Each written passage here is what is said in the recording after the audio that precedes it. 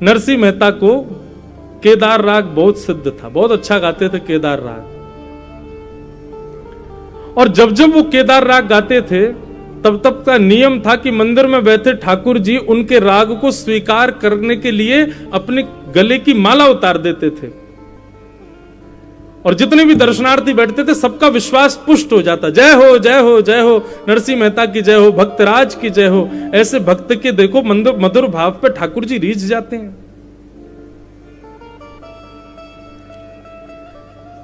पर कुछ लोगों ने नरसिंह मेहता की परीक्षा लेने के लिए नरसिंह मेहता से कहा, तुम अपने हाथ से बना के लाते हो माला, ऐसे धागे की बना के लाते हो कि वो इतनी भारी होती, थोड़ी बहुत देर में टूटी जाती, उसी समय तुम केदार राग गा देते हो, इसलिए ठाकुर जी की माला गिरती है।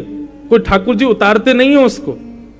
नरसिंह मेहता लेकिन विवाद नहीं करते, बोले जैसी भैया तुम्हारी रुचि में, तो ठाकुर जी से कहता नहीं कि उतारो, वो अब स्वयं ही उतार देते हैं। बोले भैया इसका प्रमाण तब होगा माला हम पहनाएं ठाकुर जी को, तब तुम राग सुनाओ, और तब यदि ठाकुर जी ने माला उतार दी तब जानेंगे कि हां तुम्हारे राग में सामर्थ्य है। आज परीक्षक वैष्णवों ने अपने हाथ से माला बनाई। उसी दिन नरसिंह मेहता अपनी परीक्षा देने के लिए जा रहे थे भक्ति की। नरसिंह मेहता के हृदय में कोई भाव नहीं था परीक्षा देने का, केवल वो लोग चाहते थे कि ये कहीं पाखंड तो नहीं पता चले। तो नरसिंह मेहता का आज राग केदार गाना बहुत जरूरी था। लेकिन एक बात मैं कथा में और कहता हूं बंधुओं कि श्री कृष्ण से प्रेम करो तो बहुत सोच समझ के करना। ये इतने खतरनाक हैं, जिस समय आपको सहजता से निकलना, ये उस दिन और गहराई कर देंगे, उस दिन तो और डूब जाओगे आप। अब निकलो, कैसे निकलोगे? जिस दिन आपको लगता हो कि हे ठाकुर जी बस आज कृपा कर दो, बाकी के दिन मैं सह लूंगा, जी लूंगा, कुछ भी कर लूंगा, बस आज मुझे बचा लो, उस दिन तो ये और ज्यादा डुबा देंगे आपको। अब बच के दिखाओ। नरसिंह मेहता रोज राग केदार गाने जाते, तब कोई बात नहीं थी, लेकिन आज जब वहां परीक्षा होनी है, तब जैसे ही घर से निकले तो एक जगह से कर्जा लिया हुआ था नरसिंह मेहता ने, वो आ गया और आकर के नरसिंह मेहता से बोले तुमने कर्जा नहीं चुकाया हमारा। मेहता जी बोले मैं कर दूंगा, ब्याज सहित लौटा दूंगा आपका, आप मुझे आज क्षमा कर दो। बोले नहीं, ये रोज तुम्हारी कल होती जा रही है, ऐसे ही तुम जो है बढ़ाते जा रहे हो, कोई नहीं सुनेंगे हम तुम्हारी, अब तो तुम हमारा सारा धन वापस करो। नरसिंह मेहता बोले अभी मुझ पे कुछ है ही नहीं, इतने दिन की और मुझे समय दे दीजिए, इतने दिन बाद मैं आपका धन वापस कर दूंगा। व्यापारी ने कहा, बोले कि तुम पे विश्वास नहीं करूंगा, कहीं भाग गए तो अपनी कोई बहुमूल्य वस्तु मुझको दे करके जाओ। नरसिंह मेहता के पास कुछ बहुमूल्य था नहीं, 2-4 ग्रंथ पढ़े थे, वही लिया। बोले ये ग्रंथों से काम नहीं चलेगा, ये तो तुम दूसरे ले लोगे, कोई तुमको दे देगा। बोले इससे ज्यादा बहुमूल्य मेरे पास कुछ नहीं। बोले हाँ एक चीज है। बोले क्या? राग केदार तुम रोज गाते हो ठाकुर जी के सामने, और जब तुम गाने जाते हो तो पूरे नगर के लोग सुनने के लिए आते हैं।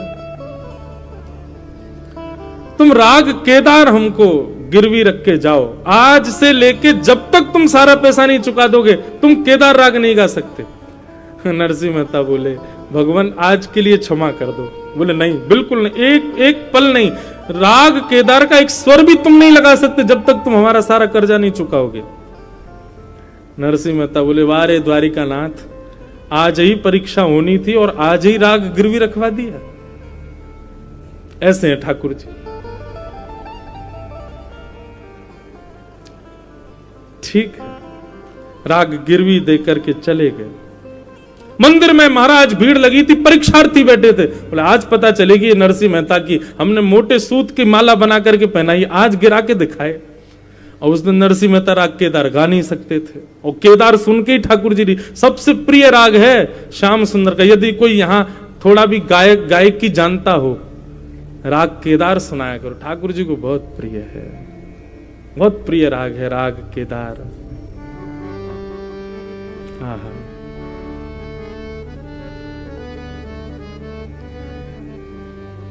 बहुत सुंदर राग है।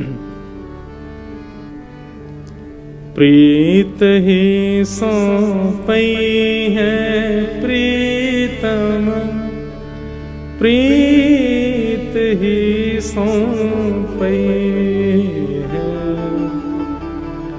यद्यपि रूप गुण शील सुधरता, इन बातन नारी झई है। प्रीत ही सौंपई है प्रीतम, प्रीत ही सौंपई। बहुत प्रिय राग है ठाकुर जी को। भगवान ने नरसिंह मेहता को वचन दिया है कि नरसिंह, दुनिया में कोई भी व्यक्ति राग केदार गाएगा और जैसे ही केदार में मेरे भक्ति भाव गाएगा, उस समय मैं त्रिलोकी छोड़ करके उसके पास पहुंच जाऊंगा, उसके पास निश्चित आता हूं। तो नरसिंह मेहता गए, भैरव गाने लगे, भैरवी गाने लगे, भीम पलासी गाने लगे, यमन गाने लगे, दुनिया भर के राग गाए। सामने परीक्षार्थी बैठे थे, बोले ना तो माला हिल रही है और ना तुम्हारा केदार आ रहा है। बोले गा रहा हूं ना, अभी थोड़ी देर रुक जाओ, गाता हूं अभी।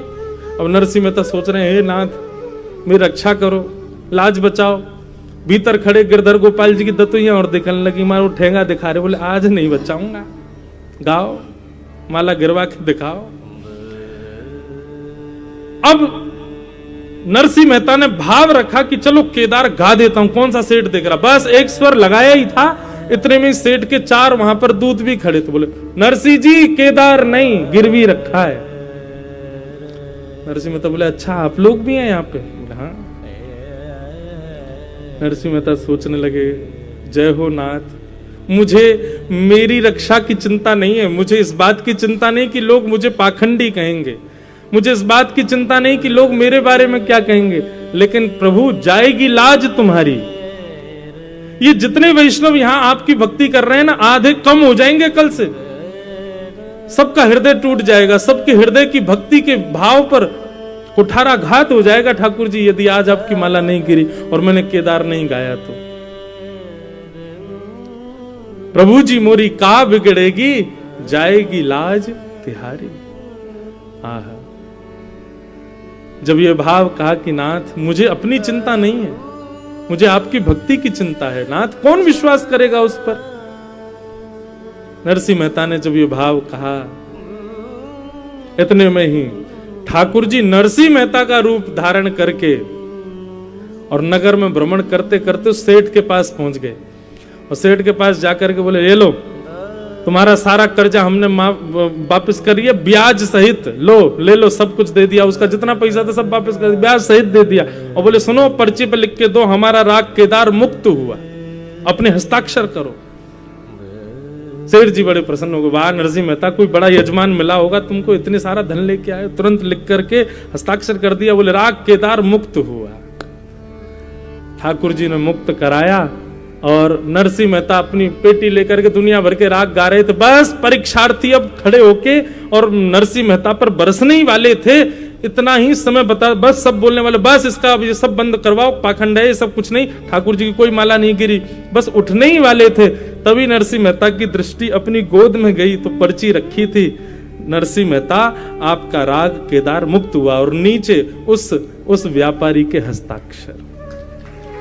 और जैसे ये पर्ची दिखी, पर्ची देख करके फिर देखा ठाकुर जी की ओर, तो फिर दतुइयां दिख गई ठाकुर जी की, मुस्कुरा गए लाल जी, मानो इशारा किया हो गा दो। नरसिंह मेहता गा रहे हैं,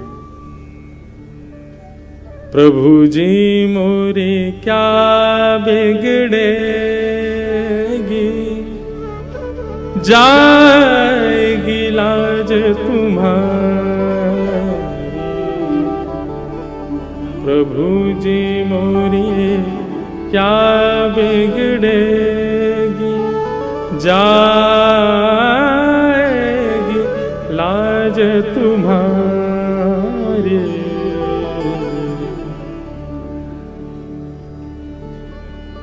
नरसिंह मेहता ने गाया और जैसे ही राग केदार गाना प्रारंभ किया, सबकी दृष्टि मंदिर में ठाकुर जी की ओर, सब ठाकुर जी को देखने लगे। बोले आज माला गिरनी चाहिए, तब पता चलेगा पाखंडे की असली भक्ति है। इतने में ही नरसिंह मेहता के गाते गाते गाते मदन गोपाल जी के भीतर विग्रह के लोगों के नेत्र झपकते ही गले से माला टूट करके नीचे गिर पड़ी। और जैसे ही माला नीचे गिरी है, लोगों ने जय घोष करना प्रारंभ कर दिया। नरसिंह मेहता की जय जयकार हो गई। सब लोग आकर के नरसिंह मेहता को दंडवत करने लगे, प्रणाम करने लगे। नरसिंह मेहता के नेत्र सजल हो गए, दौड़ करके गए, ठाकुर जी को अपने अंग से भर लिया, लगा लिया। जय हो नाथ, मेरी रक्षा करने के लिए आपको धन्यवाद। इसे कहते हैं रास। क्या कहते हैं? ये है रास। हम लोग सोचते हैं रास का मतलब नृत्य होता है। नहीं, प्रेम की चरमोत्कृष्ट स्थिति जब आ जाती है तो नृत्य करना नहीं पड़ता, नृत्य अपने आप होता है। जब आपके हृदय में प्रेम हिलोर लेता है ना, तो आप सोच समझ के नृत्य करते नहीं हो। जो सोच समझ के नृत्य करते हैं वो नृत्य नहीं।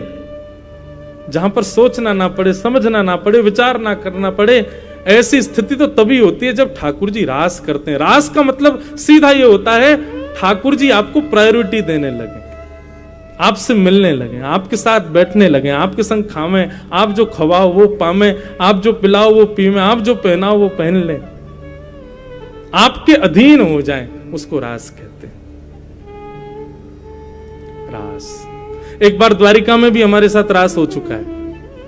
हमारे चित्रांग पुजारी जी की सेवा चल रही थी और आपकी सेवा में आपने आज्ञा की, बोले इंद्रेश जी आप ठाकुर जी के सन्मुख बैठ करके ठाकुर जी को कुछ पद सुनाओ। तो हमारे कुछ गंधर्वजन भी साथ में थे और श्री ठाकुर जी द्वारिकाधीश जी के सन्मुख, जहां प्रधानमंत्री भी नहीं बैठ पाते, वहां तक हम बैठे और वहां बैठ करके ठाकुर जी को 2.5 घंटे राग सुनाया। तो रास कैसे हुआ? ठाकुर जी की शयन आरती 9 बजे के आसपास हो जाती। मैं 7 बजे गाने के लिए बैठा, बीच में एक बार कपाट बंद होते हैं, भोग आदि आता है, फिर अंत में कपाट बंद होते हैं, ठाकुर जी के शयन का श्रृंगार किया जाता है और शयन का श्रृंगार करके वस्त्र आदि हल्के करके फिर ठाकुर जी की शयन आरती होती है।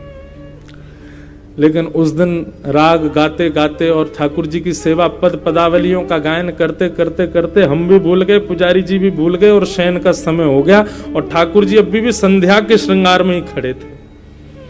और उसके बाद पुजारी जी बोले, अरे भैया समय तो बहुत हो गया, ठाकुर जी की शयन का विश्राम, अब शयन श्रृंगार तो कर नहीं पाए ठाकुर जी का, अब श्रृंगार करेंगे तो फिर और समय लगेगा, आधा घंटा एक्स्ट्रा लगेगा, फिर शयन आरती होगी, 1 घंटा विलंब से ठाकुर जी शयन करेंगे। तो फिर सबने मंत्रणा की और उस दिन परिपूर्ण श्रृंगार में ही ठाकुर जी की शयन आरती हुई। इसे कहते हैं रास। आप ठाकुर जी के लिए नियम बदल रहे हो, आप ठाकुर जी के लिए लंबी दूरी तय कर रहे हो, आप ठाकुर जी की प्राप्ति के लिए जो साधन कर रहे हो ये रस है, लेकिन ठाकुर जी आपकी प्राप्ति के लिए अपने नियम तोड़े, यही रास है, ये रास है।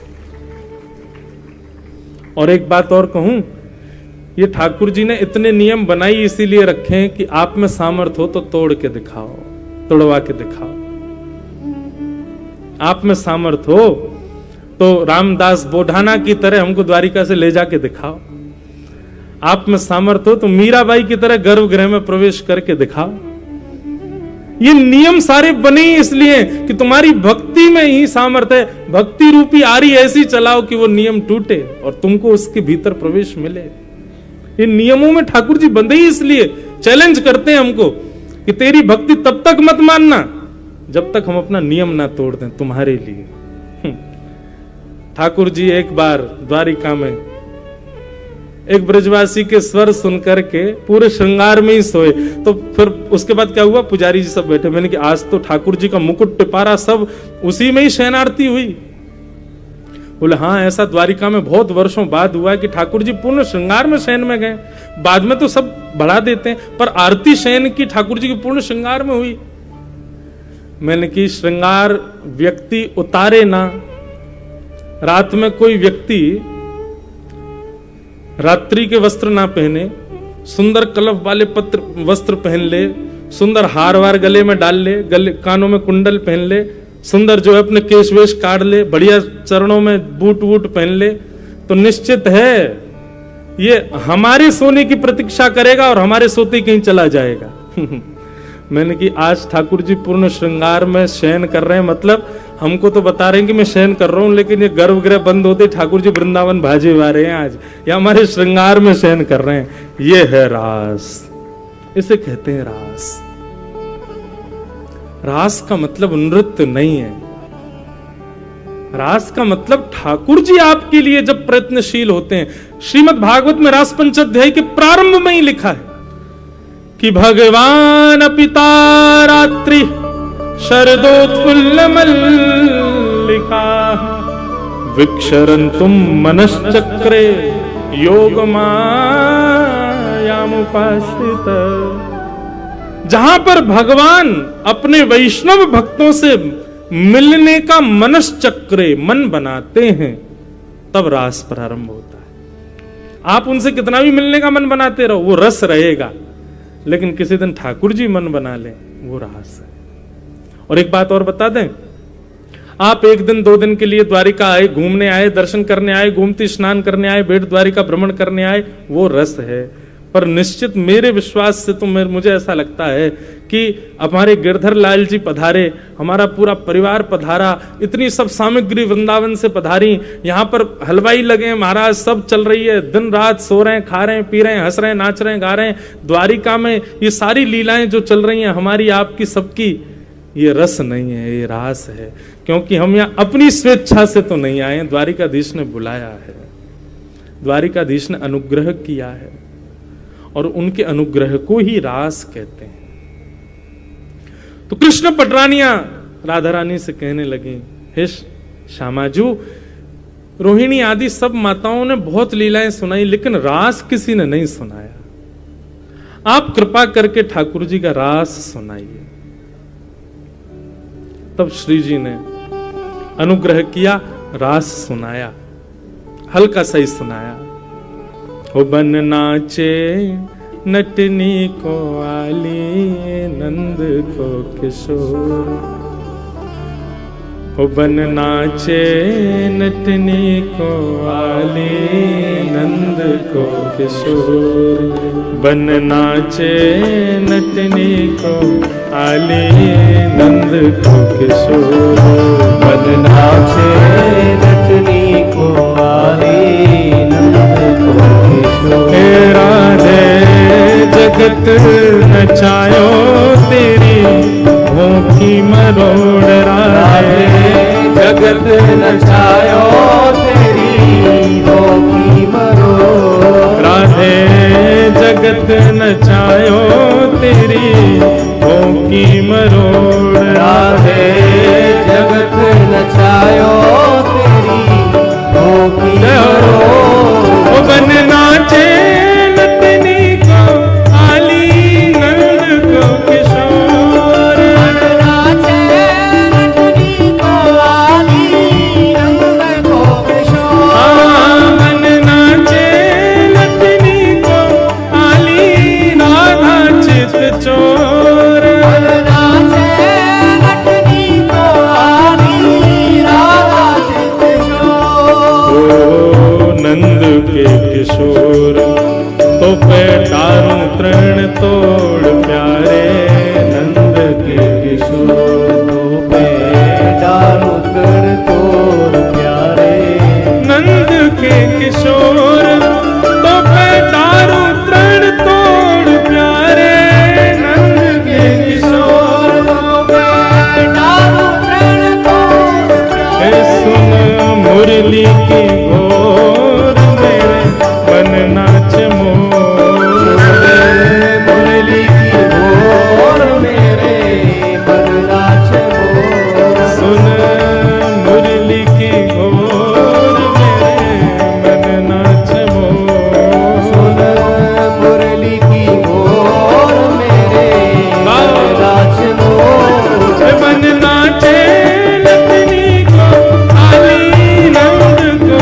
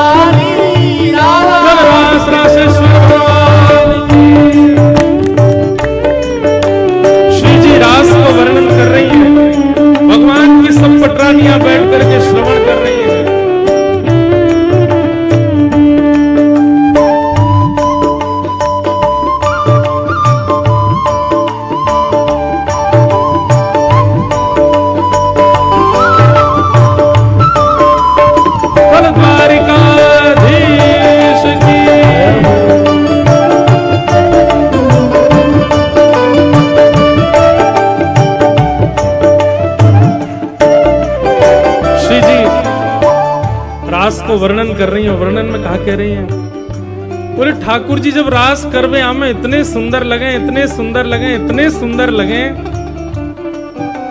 तब श्री जी के भाव क्या है, नंद के किशोर तो पे डारू तृण तोड़ प्यारे, इतने प्यारे लग रहे हो कि मन कर रहा हो आपकी नजर ना, मेरी नजर ना लग जाए आपको। श्री जी तुरंत तृण तोड़ती हैं।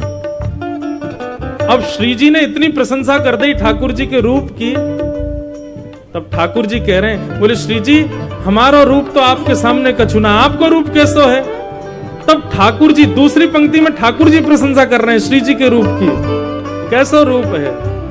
ओ कमल कली सो रंग भानु की लली को प्यारी, कमल कली सो रंग भानु की लली को प्यारी, कमल कली सो रंग भानु की लली को प्यारी, कमल कली सो रंग भानु की लली को, मुख चंद होते नीको तेरे नैना है चकोर, चंद्र होते नीको मेरे नैना है चकोर, मुख चंद होते नीको मेरे नैना है चकोर, मुख चंद्र होते नीको मेरे नैना है चकोर, ओ बन नाचे नंदनी को वाली नंद को किशोर, नाचे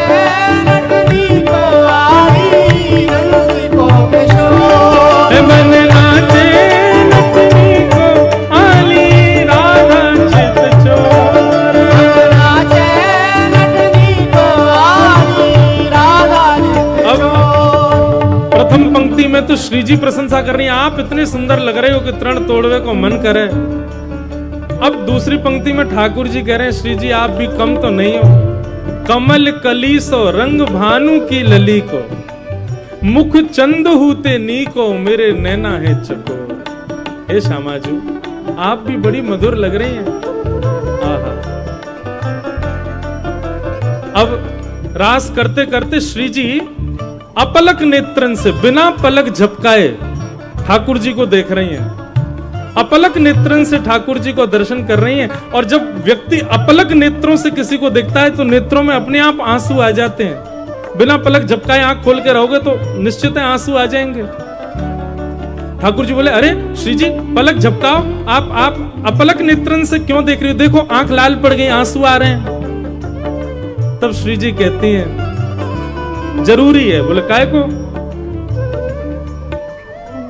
नैनन बसाए मूंद राखूंगी छुपाए प्यारे, नैनन बसाए मूंद राखूंगी छुपाए प्यारे, नैनन बसाए मूंद राखूंगी छुपाए प्यारे, नैनन बसाए मूंद राखूंगी छुपाए, कहीं भाग ना जाए मेरी मुंदरी को चोर, कहीं भाग न जाए मेरी मुंदरी को चोर। आपको अपने नेत्रन में बसा रही हूं क्योंकि आपको कुछ पता ना कब भाग जाओ। हाथ छुड़ाए जात हो निर्बल जान के मोए, पर नेत्रन से हम आपको हृदय में बैठा लेंगे। तो हृदय से जब जाओगे तब जबर कहेंगी, तो हृदय से जाके दिखाओ तो माने। आप नेत्रन से हमारे हृदय में बस जाओ, या हमारे अपलक नेत्रन से आपको देख रही हैं। कहीं भाग न जाए मेरी मुंदरी को चोर, कहीं भाग न जाए मेरी मुंदरी को चोर, मन नाचे नटनी को वाली राधा चित चोर, नाचे नटनी को वाली राधा चित चोर, मन नाचे नटनी को वाली नंद को किशोर, नाचे नटनी को वाली नंद को किशोर। अब अंतिम पंक्ति तो बहुत ही सुंदर है। ठाकुर जी क्या कह रहे हैं, हे श्यामाजू आपको ऐसे करवे की आवश्यकता ना है, नेत्रन से हृदय में बसावे की जरूरत तो वाकु जाके हृदय में मैं नहीं हूं, पर मेरी स्थिति क्या है, मैं वास्तव में रहता कहां हूं। ओ मन श्याम रंग राधे बांध राखो संग प्यारी, मन श्याम रंग राधे बांध राखो संग प्यारी, मन श्याम रंग राधे बांध राखो संग प्यारी, मन श्याम रंग राधे बांध राखो संग प्यारी। कहाँ जाएगी पतंग तेरे हाथ में डोर, कहाँ जाएगी पतंग तेरे हाथ में डोर, कहाँ जाएगी पतंग तेरे हाथ में डोर, कहाँ जाएगी पतंग तेरे हाथ में डोर। मन नाचे नटनी को वाली राधा चित चोर, नाचे नटनी को वाली राधा मन नाचे नटनी को वाली नंद को किशोर, नाचे नटनी को वाली नंद को किशोर, वाली राधा चित चोर, वाली नंद को किशोर, वाली राधा चित चोर।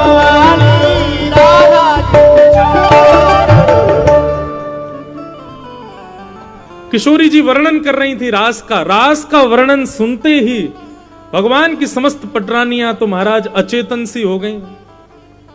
श्याम सुंदर कहां हो हे नाथ, कहां हो हे प्रेष्ठ, कहां हो हे वल्लभ, कहां हो।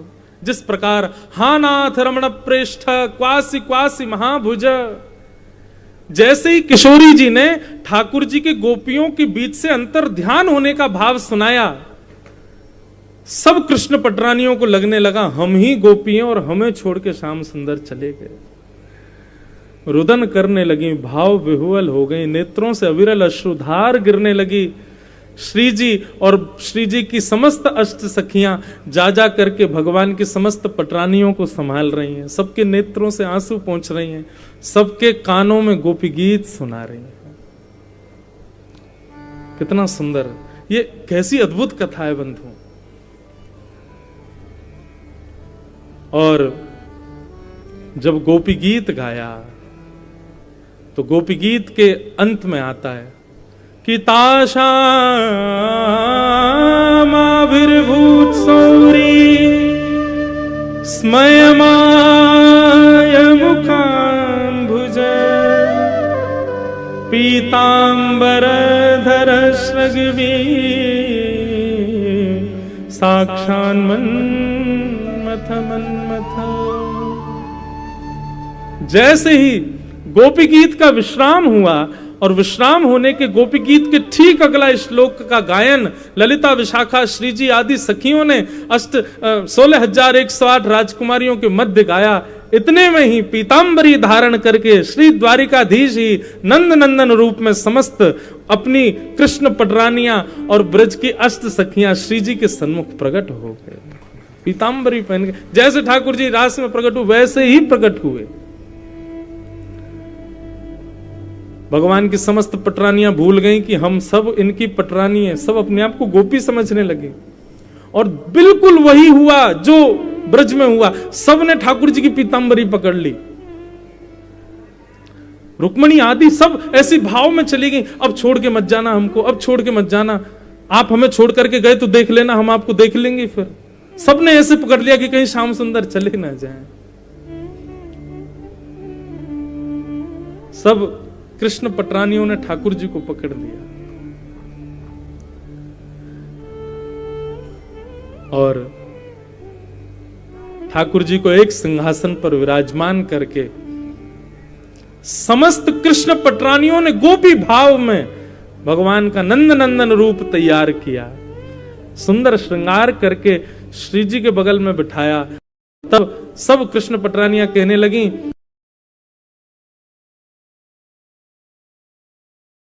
गोपियां थीं।